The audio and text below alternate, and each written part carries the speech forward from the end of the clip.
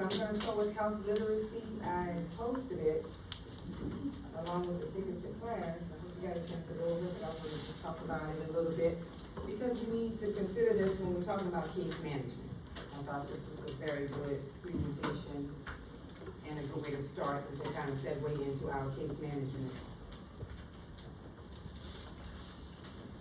Health literacy.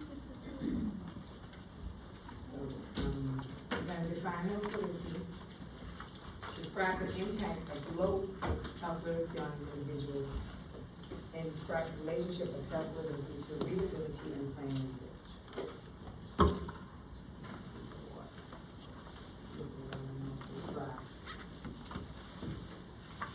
Alright, so what does health literacy mean to you? There's a couple definitions here.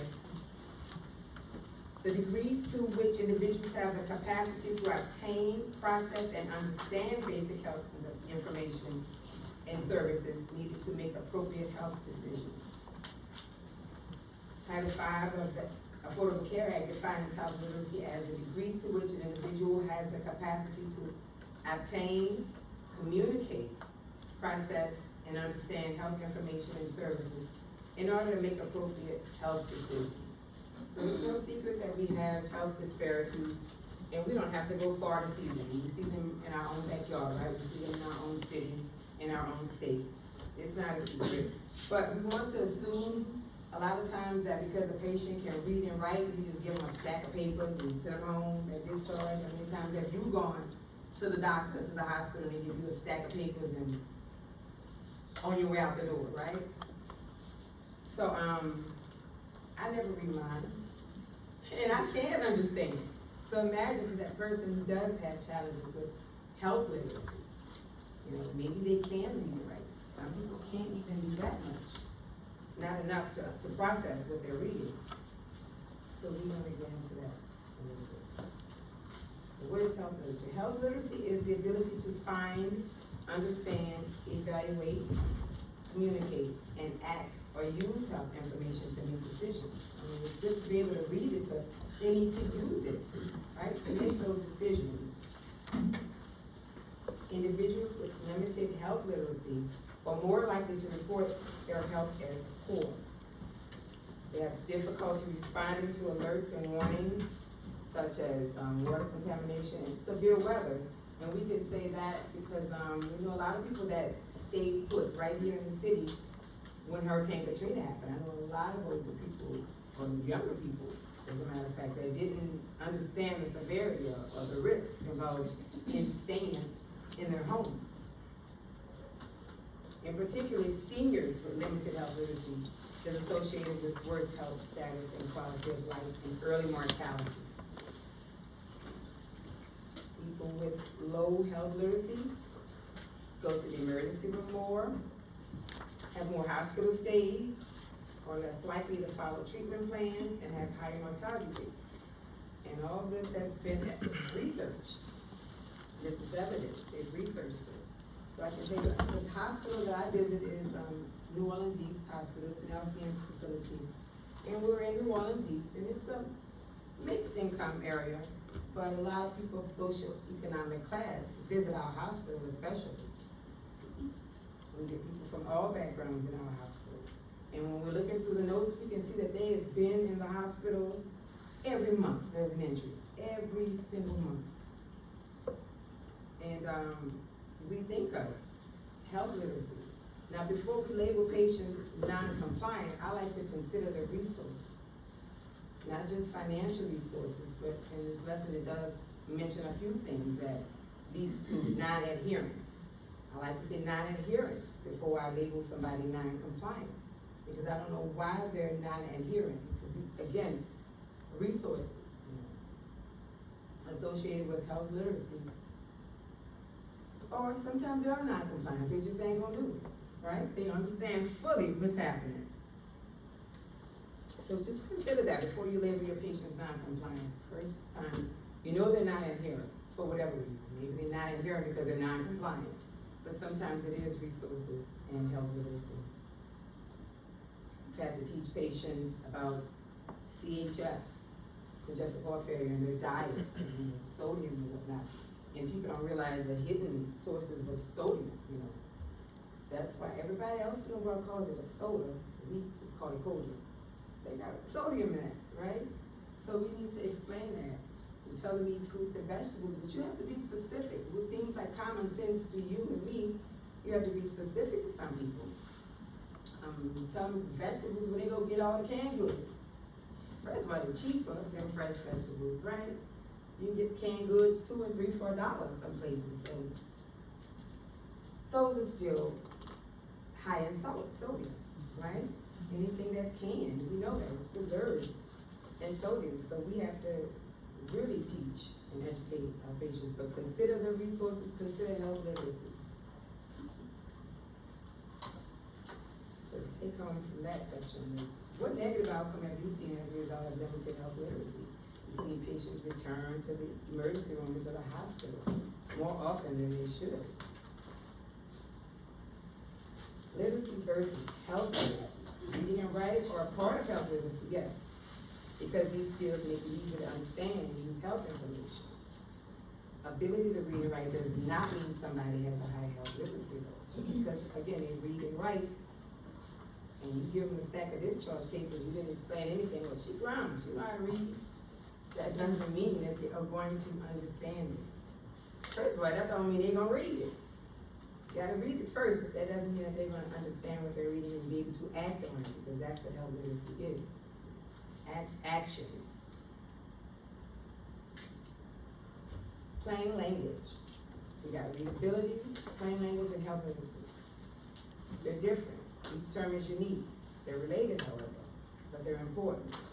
So when we say plain language, well, first of all, readability, that measures the complexity of printed material. But the plain language, we need to communicate in a language where people understand the first time. And I know some of y'all, the literature that y'all have to read in your books, you have to read it again and again to understand it and kind of define the terms within the text to understand what they are, right? But when we're dealing with patients and we want them to be adherent to the treatment plan, we want to make sure that they understand, use the language that they use. And we have learned fancy words and medical jargon, and I'm so proud of all of us, right? I mean, I was there too. Going in the patient's room, how many times did you forward? What? What are you saying? Your patient was saying pee and poo all day and night. You go in there at the end of the shift, how many times did you forward? They don't understand what you're talking about. Use the language that they're using. Use the language they've been using. We have to meet people where they are. Literally. So, yeah, I know we like our fancy words that we're learning right now, we're practicing. Break up that information, make it logical, be concise. So, with diabetes education, for example, at the hospital where I visit, we have a diabetes educator, and it's better to teach people in small increments, give them a little bit at a time and kind of build on it. So it's a series of classes that she has for her newly diagnosed, either poorly controlled or people with low health literacy that just never had any real education about diabetes. She takes it over several weeks. So they'll come in on an outpatient basis and she'll explain to them. She'll use various learning materials like visuals. She has this really visual, it's like test tubes. She's got one with red blood cells and like water, it moves easily, but then one that's like thick like Karo syrup in the red blood cell pieces to show you what your blood, how sludgy it is when your sugar is high. So those are neat. She's got little fake food and plates that help with portions and stuff. But she talks to the people and she meets everybody where they are. She speaks their language. You know, she tells men, look, you got that little young wife at home. If you don't control your diabetes, you ain't gonna be able to take care of her in that way. So we got to sit on our class. Sometimes she let the students come sit on the cases if the patients agree. And it's really good to see how she does that. But use plain language. Use the language that they speak. Health information should be actionable for the patients, meaning they should be able to take away from this and apply it to their lives. That's the only way it's gonna work. You think, oh, well, I have this paper right here. What is that gonna do for your blood sugar, or your blood pressure, or your heart failure? To have this paper right here.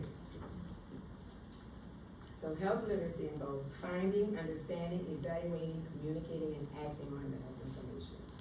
And again, plain language is important when we're communicating. Addressing health literacy also means making content understandable and actionable. So you may have to be creative and find ways to explain stuff to your patients.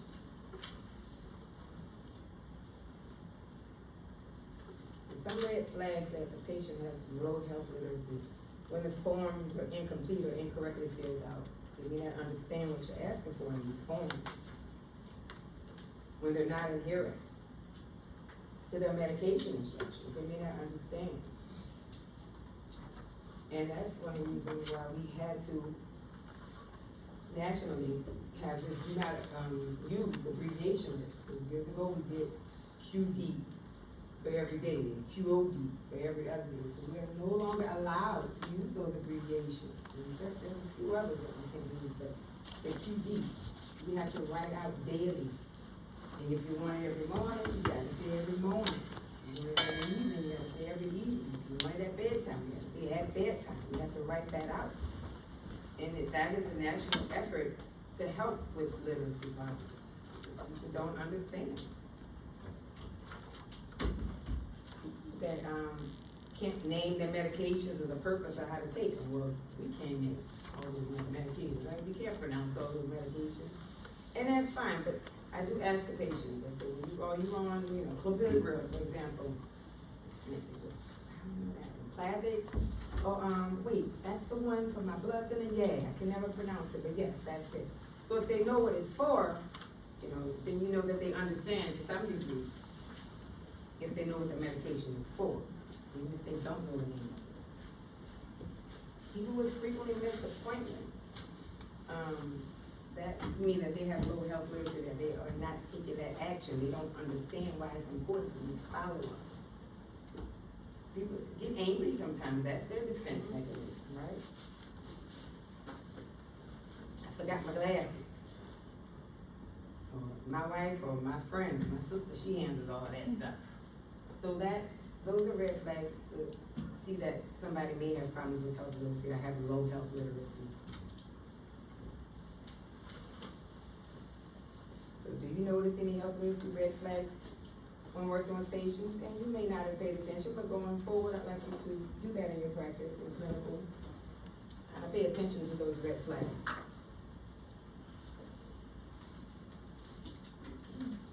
How does health literacy affect medication adherence?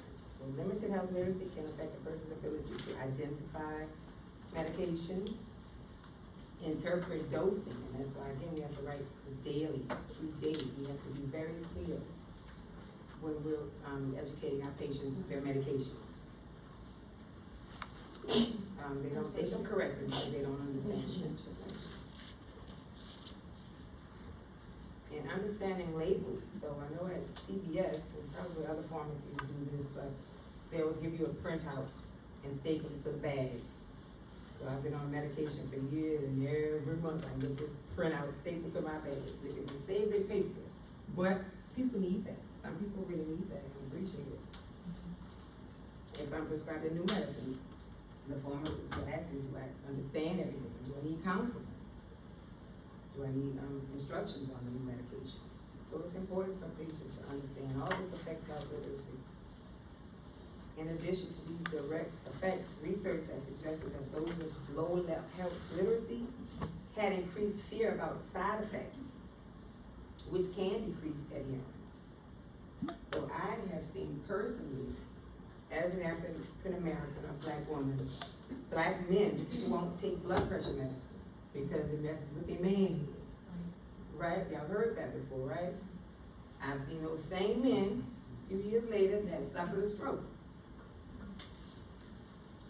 True story. Quite a few people that I grew up with. We got them too. Yeah, I'm speaking on what I do, I'm sure, and I appreciate it, but yeah, I know I do. But yes, historically, because a lot of our patients are African-American males who will flat say, I'm not taking that, it messes with my nature. Yeah, but there are things that can be done about it as well.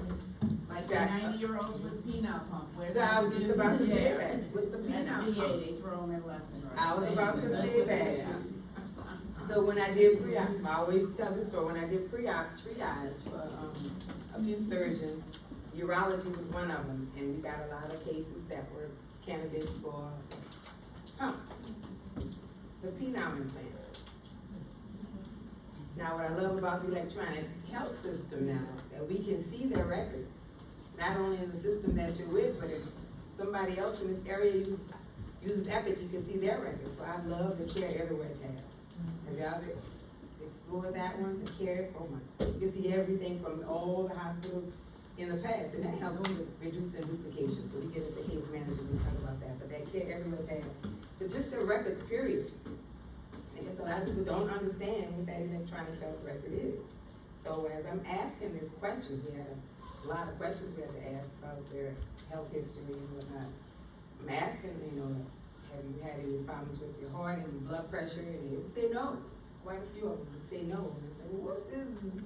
Lisinopril and Damodol? What is it? I see these medicines. Oh, yeah, that. You can see that? Yes, I can. So they would think that that would disqualify them. And it doesn't. I have to explain to them all that, no, it does not disqualify you because you have this cardiac history. You just need to get a clearance from your cardiologist. That's all. But they think automatically because they had cardiac medications that they can't go through with their penile implant. So that was funny, but that again shows you, health literacy, but they didn't understand.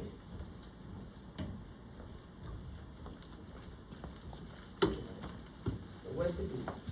Suggestions to address treatment adherence related to health literacy include using language that the patients understand. They got a fracture, but they're saying break. Okay, it's a break. Let's say break from now on. That's what they're saying. Use teach back. So we teaching somebody to do something or instructions, have them repeat it back to you. If you're showing them something, of course, we're gonna have them demonstrate it to you. But that teach back, and that's why I know you understood, because you can teach it to me. If you understood it, you can tell me what I've said. Limiting the amount of information. It does not do any good to give your patient a stack of papers at discharge. That teaching is ongoing, so throughout the admission, throughout the stay, we should be teaching them the whole while, not just wait till 5 minutes before the wheelchair comes to escort them outside, give them a stack of papers. And if you've ever done a discharge summary, you can add all kinds of educations on it, and the paper ends up being this thick. You can just keep adding. Well, what good is that going to do your patient to have all these papers? I don't think they're going to read it. It seems like those papers too are very vague information. That doesn't really help them specifically. I agree. They're very vague. They just kind of touch the surface. Right. So that's why we have to educate, and then we'll talk about in case management, make referrals for those disease management classes, like the diabetes education and stuff, because they don't get into details. Referral for dietitians and stuff like that if they need. And we're just giving them a stack of paper, and they don't read it. It stays in a folder, and those appointments are on there, so I always bring a highlighter to highlight at least the follow-up appointments. So their eyes will go to what's highlighted. So I tell my students, bring a highlighter. You're gonna highlight stuff that we feel is important. You can't highlight the whole page. But at least the appointments, because they miss that, because it's on that stack of paper. And again, reinforcing messages over time. We may have to again arrange for outpatient teaching. In some hospitals and clinics, call patients after discharge to check on them and see if they have any questions. And provide some material for future reference. So I'm teaching you about sodium. I can give you some papers about sodium, the sources of sodium, and how to counter sodium, things like that, so they can refer to. So this is just an example of things that we can use, but every hospital system has their own built-in patient education things that we can go to, like in Epic, I know they may have a little icon with library books at the top, and you can click on that and there are different resources. But this is just one way that we teach patients. This is another one, Daily Med, and this is to help us as providers. So we can look at the medications, and this one right here, this page on that Daily Med one, because it has, this one has 17 counseling information. So this is something for you to instruct your patient, to make sure you know what to do. Instruct a patient that Synthroid, take Synthroid only as directed, you know. Instruct patients to notify the healthcare provider if they're pregnant or breastfeeding, things like that. And it went on, but that was a few of them. So other factors affecting adherence. Health literacy isn't the only factor, y'all. Adherence is also affected by poverty, unemployment, social support, stability of the living situation, and cultural beliefs. So, the resources, poverty. You have some people that literally have to make decisions every month. Do I get my medicine? What do I eat? Do I keep my lights on? Unemployment. People are not working between jobs. They lose insurance. And COBRA is high. People can't, they just say, oh, COBRA. COBRA is really high. So, we have case management that we'll talk about that have a plethora of resources to help people with medication support, food support. So social support, you don't have family to help. That's important, to have someone to help you. Patients are limited, mobility is limited, vision, and hearing impaired and whatnot. The stability of their living situation. Well, I can't keep my insulin in the refrigerator if I'm homeless, right? I live with a lot of people and they take my stuff. Who's going in there? So those are barriers. And cultural beliefs. We will talk a lot about that, but cultural beliefs can affect people's adherence to the treatment plan that we prescribe. And that's why we try to include that cultural beliefs and consider them when we're making those plans. So communication, again, using those familiar words and numbers, images that make sense to the people that need it, not to you, but to the people that need it. Graphics usually help, people like pictures. And we always invite patients to visit and the family members. Encourage questions, always leave some time for questions, even when you're giving your medications. Pause between each medicine. See if they have any questions, if they understand it, do they know what this is for? And apply that teach back, see if they understand what you've taught them. How can you improve your communication with patients? This is something for you to consider going forward. Practice universal precaution for health communication. Use the language that they speak. Meet people where they are, literally. Use clear communication strategies with patients. Okay, so for that. And again, that's not testable, but I hope it's helpful and you'll see how it segues into our case management part.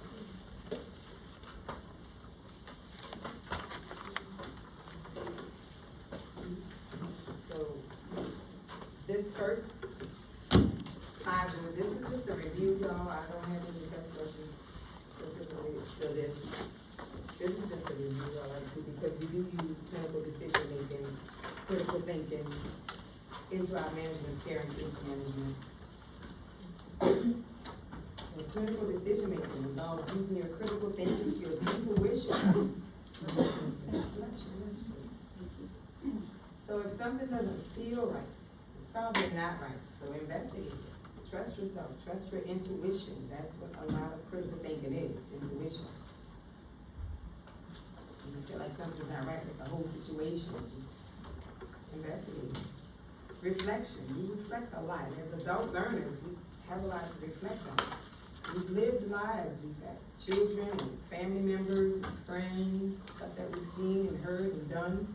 So we have lots of reflection. You might have a patient that you're taking care of, and their situation is similar to something you've seen at home or in yourself or in your family member. Oh, wow, I remember that. that could shed light on your plan, you know, right? On information you share with the healthcare provider even, you know, I've seen this kind of situation before. Nurses have very valuable input. We are in the rooms with those patients far more than the doctors are, right? They come in there with their little stethoscope and I'm like, that wasn't even a full respiratory cycle, what are you listening to? Right? So, but we're in those rooms with those patients, and as students, you're in there longer than the nurses at this point. So use your reflection, inquiry, ask questions. You have questions in your head, investigate it. It was creativity. We had to learn that a lot during the pandemic. We had to be very creative. Now, intellect and reasoning, all that helps to make our clinical decisions. During COVID, we all got creative, all over. Telehealth was always a theme. It was probably far back in the mind of some organizations, but with COVID, everybody was forced to just act on those ideas, act on those concepts. And they may have not even thought about telehealth, but everybody had to jump into it, right? Real fast. We learned real fast during the pandemic. And look how creative they got. And again, this is a review, so before you got here to level 4, you were beginners. And you'll be new grads. You'll be advanced beginners. You have limited experience, and it's okay if you don't know it all. You will make mistakes. Learn from them. That's all. We learn from our mistakes. It takes experience to become that competent nurse and that proficient nurse and that expert nurse. But you have to experience it. I just ask you not to do anything that you're not comfortable doing. And tell your preceptor, I'm not comfortable doing that yet. And even when you get to be a new nurse on the floor, there will be some things that you have not seen or done. There's not a way that you can see and do everything. Definitely not in clinical as a student, but even as a nurse, there are gonna be some things you have not seen or done. Don't do it if you don't know how to. Get some help. Please.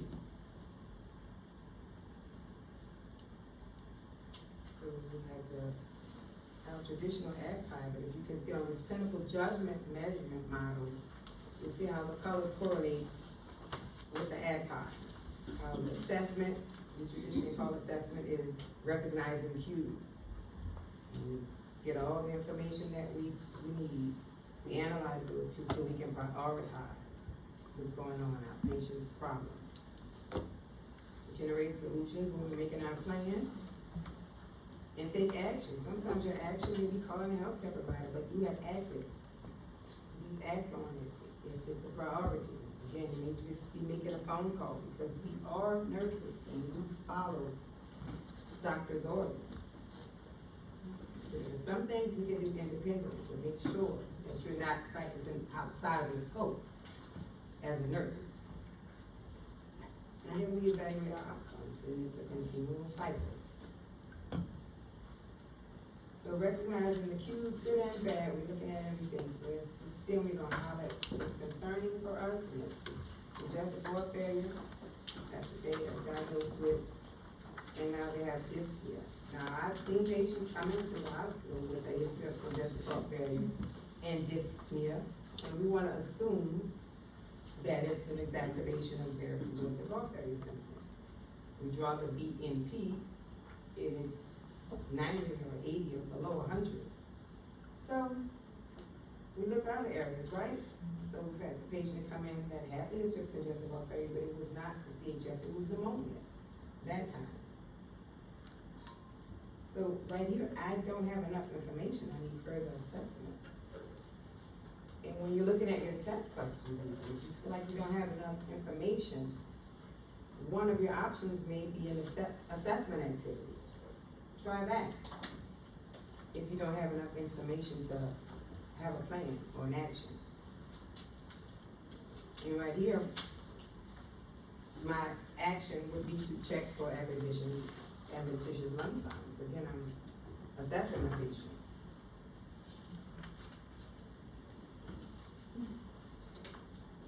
So here are some concerns that I have. But my main one right now is gas exchange. We know that's a priority because we need oxygen. We need the oxygen to go in, the carbon dioxide to come out. All of these are problems, but we have to learn to prioritize. And we're making a plan. So we're gonna select all the options that apply in our plan. What's first, second, third?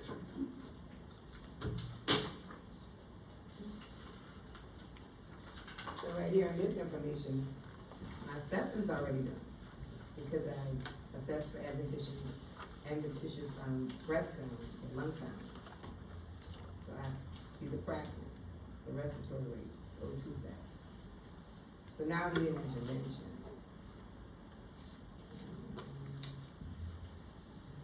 That got out of order, but I think y'all get it. Y'all been doing this for quite a few semesters now.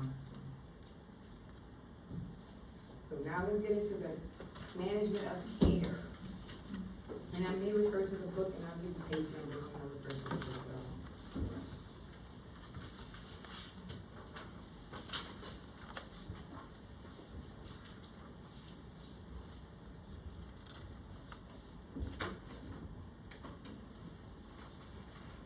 So managed care, what is managed care? It's a healthcare delivery system.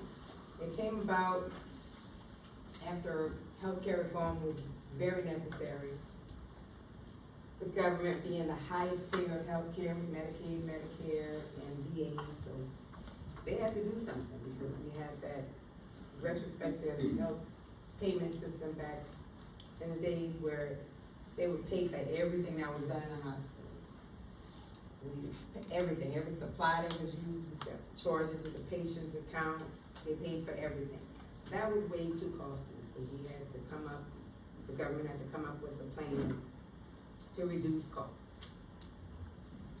So this managed care is a healthcare delivery system that focuses on decreasing unnecessary costs, such as duplication. The electronic health record really helps with that because we can see what other providers are doing, right? It doesn't make sense for me to repeat a hemoglobin A1C this month when we know that that lab value gives an average of your diabetes numbers over 3 months. So it doesn't make sense to repeat it. You just had one done. So things like that, the electronic health record, informatics play a role in that managed care. We want to improve patients' outcomes, however, while we're kind of cutting costs. Preventative care is focused on preventative care and health promotion because we're keeping patients out of the hospital, and that's where healthcare runs up when people are hospitalized. So managed care helps to keep people out of the hospital. Those PPOs, HMOs and stuff, they'll pay for your gym membership if it's gonna keep you healthy and out of the hospital, right?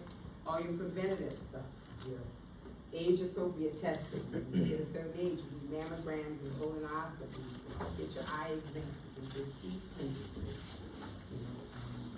Or oral health leads to health problems as well. There's evidence of that. So every time I go to my primary care, she wants to make sure I've gotten my eye screening for the year or my teeth cleaning for the year, my dental screening, my mammogram, and now she's on me about my shingles shot.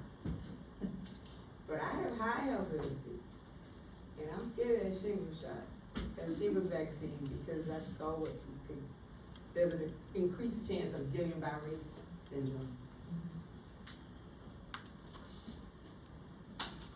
But all that's preventative, because if I were to get sick with shingles, I would probably go to the emergency room somewhere, and that's a bill, right? So that's preventative, so I'm gonna do it, I guess. But I heard it makes you, everybody I know has gotten it, like, taking on a weekend and taking me off a few days to make it sick. I don't have time for that. I don't have time to be sick, but I'm gonna get it, I promise.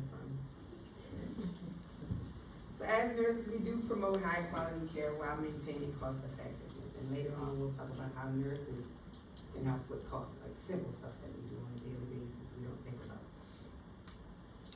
So managed care is care coordination, it's collaborative, it's interprofessional.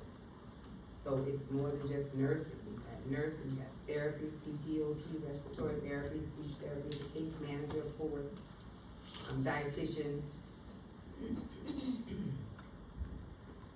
And this starts from pre-admission to hospitalization to recovery for health maintenance. So I'll tell you, when I worked telephone triage, we would triage patients for ortho cases, knee replacements and hip replacements. So we had to do an extensive phone call. We were the initial contact. And some stuff we uncovered, we had to consult. Maybe a nutritionist, you know, if their albumin was low. We need to make sure they're in optimal health before you have the surgery, because it shows that if you're not in optimal health before, then your outcomes are gonna be poor. Patients who may have lived in situations where they might need a ramp at the home. We have had social workers go to the home and inspect the home to see if they need a ramp and get that built. If they were gonna need a ramp after surgery, and their whole living conditions. The first thing in discharge planning that we do is determine, is it safe to be discharged?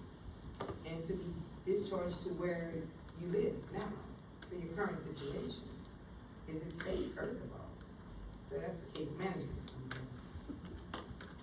But, that interprofessional team, we had dietitians sometimes, nutritionists to help build the patient up.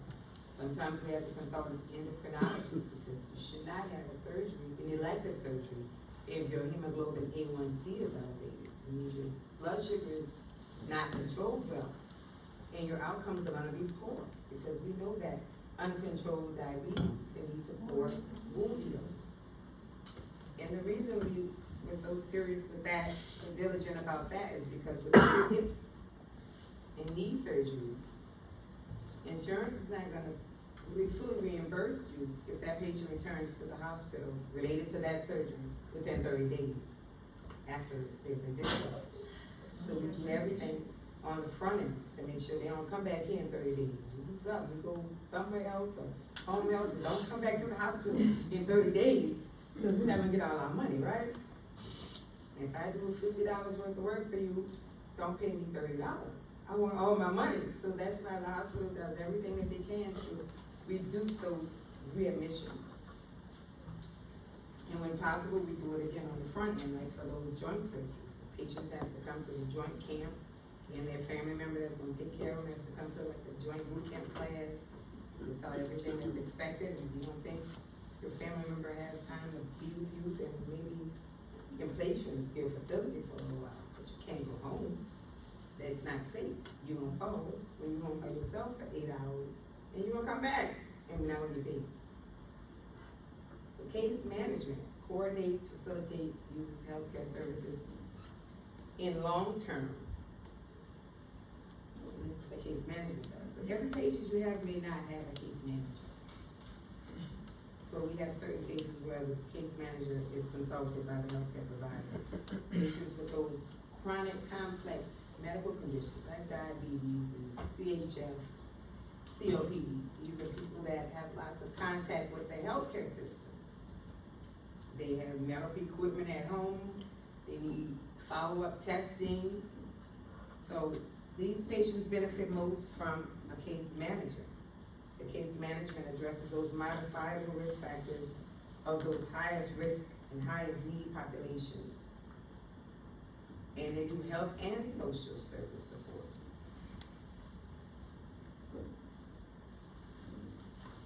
The case manager, who is the case manager? Case manager can be a social worker, it can be a nurse, it can be a few other people, but we're gonna talk about that RN case manager for the sake of our course and our testing. There's an RN case manager, nurse case manager. So when I see case manager, I think of like the advocate, liaison, someone that coordinates and facilitates, collaborates, educates, communicates, and they know variations in the treatment plans. And again, those patients with those chronic conditions are the best candidates for case management, especially those with low socioeconomic status. They're the best candidates. Diabetes and CHF, for example.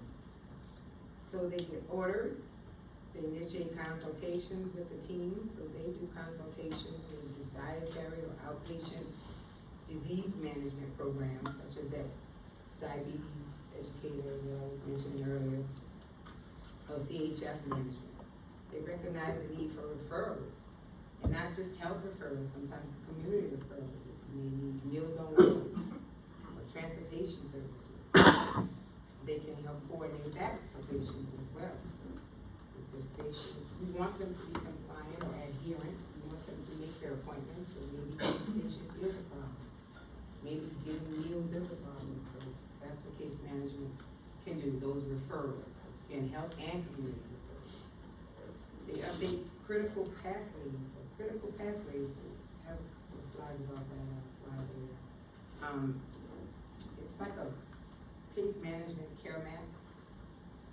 So the case managers have, like an algorithm that they follow for all the patients, for all the diagnoses. So they're the one that's following the doctor around, telling them, the patient's gotta go.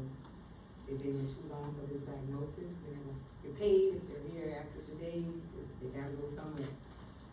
And those critical pathways use evidence-based guidelines. So they communicate with the family and patients. So we go in and we read case management notes, because my hospital is a community hospital.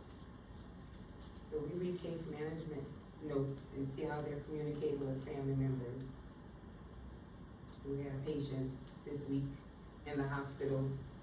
He was already a BKA from Vietnam. So that was 50 years ago that he's been a BKA of one limb.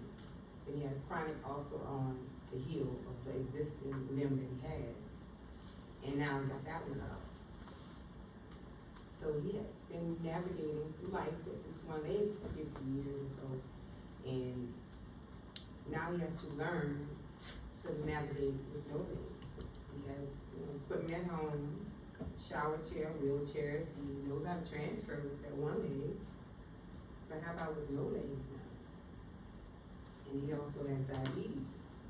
So he was getting physical therapy, occupational therapy in the hospital. But he was refusing everything.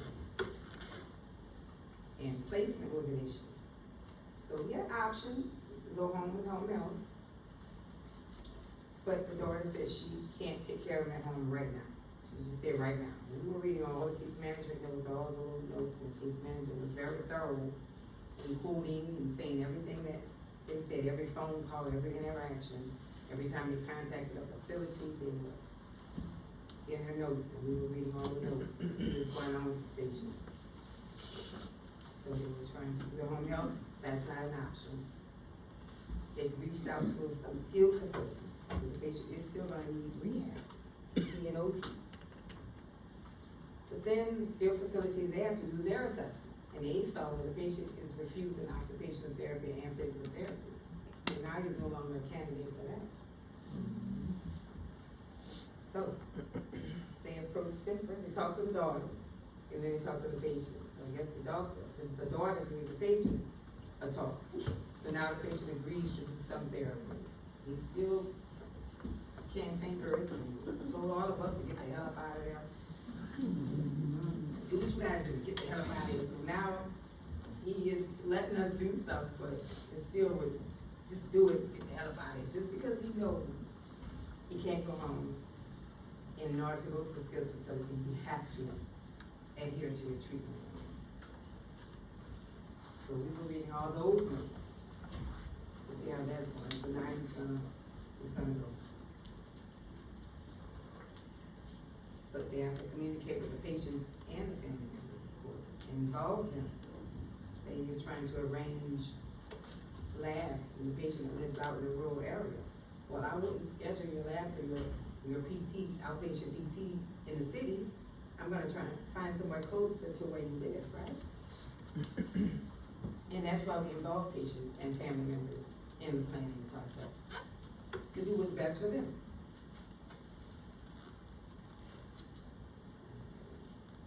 And again, that disease management program, the use of various materials and formats to educate. So we do have options. You said select all that apply or consider all that apply when we're looking at options for this patient. But we have this newly diagnosed diabetic patient. Newly diagnosed, right? What do you think they'll benefit from best? the diabetic educator, right? Yeah, we think about podiatry, but every patient does not need a podiatrist. We think about maybe some Meals on Wheels or dietitian, but when you think of that diabetes management program, the food or diabetic and diet education is gonna be included in that, as well as the whole disease process. How to take medicine, how to prepare food, portion it, the medication, she covers all of that, from start to finish. And people are more likely to comply or adhere to their plan if they know why. Explain to me why I need to do something, even y'all. You know, you're more likely to do it if you tell y'all why. Why?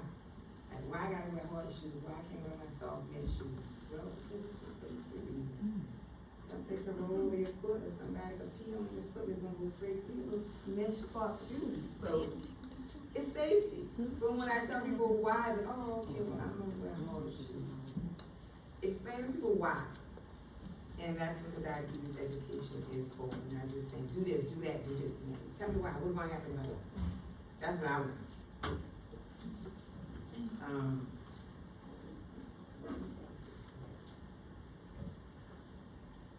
So yeah, so when this diabetic patient or any patient is being discharged, we have to make sure that it is safe for them to go home. And as a nursing student, a new nurse, you're gonna find yourself saying, I don't know if they should go home because we just wanna heal people.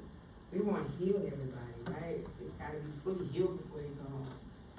But there is follow-up, there's outpatient services, there's a plan. And if you think this patient needs something, if you're thinking about it, say something. And speak to the healthcare provider or the case manager if that patient has a case manager about it. Most likely something can be done, because again, y'all spend more time at the bedside than the nurses that are caring for those patients do. So you may uncover some things that the nurses have not, or the case manager has not in her little 10-minute interview. So, speak up. If you think your patient needs something, if you just don't feel safe, feel that they're safe going back to the situation that they were in. And I think it's almost time for break before I go much further.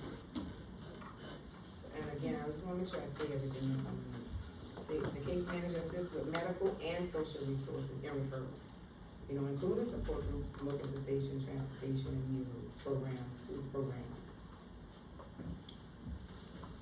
And that's it, we can take a break now. Who's got the role